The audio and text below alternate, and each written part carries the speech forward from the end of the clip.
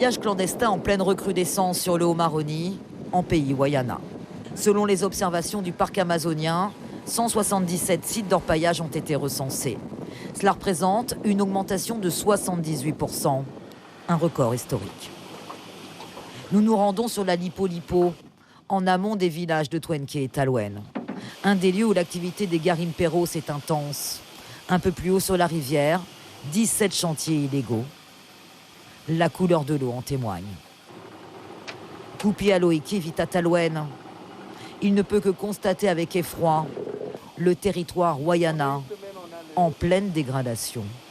C'est en augmentation parce que j'ai reçu beaucoup de témoignages, mais là où c'est dangereux, c'est qu'en plus c'est quelques confrères amérindiens qui se sont mis à appuyer la logistique aussi, quoi. Donc c'est là où ça a changé par rapport à il y a 10 ans, quoi.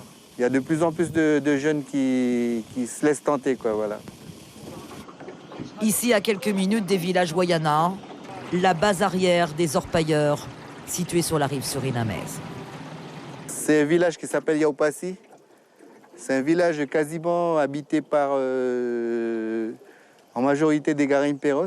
Et puis c'est surtout les commerces chinois, quoi. Et puis c'est là où les transporteurs déchargent leur cargaison. Hein, c'est quarantaine de fûts par pirogue. Donc là justement on peut voir au loin qu'il y a des fûts déjà. Et puis ce sont des piroguiers d'Antekum ou de plus haut qui viennent récupérer pour faire passer les seaux d'Antekum pour monter sur les sites d'orpaillage plus haut, quoi, sur l'Oulemari, voilà. Juste en face de Tuenque, les autorités du Suriname ont construit ce poste de contrôle. Mais l'objectif du Suriname semble aujourd'hui tout autre. Des terres ont été vendues à des multinationales pour créer une mine d'or industrielle.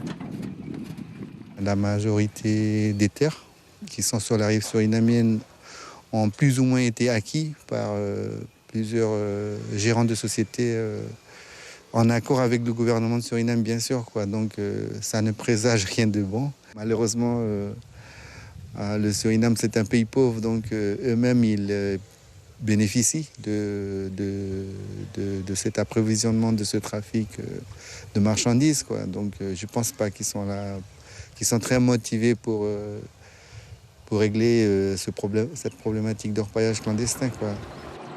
La recrudescence des orpailleurs sur le Haut-Maroni a provoqué aussi l'arrivée massive de commerçants chinois en pays Guayana. Celui-ci est situé juste en face de Tuenque. L'orpaillage clandestin et l'installation de commerces sur la rive surinamaise provoquent aussi une pollution massive du fleuve. Des décharges sauvages se créent un peu partout le long du Maroni. Celles-ci s'étend sur plus d'1 kilomètre le long de la rive. Les arbres en portent les traces.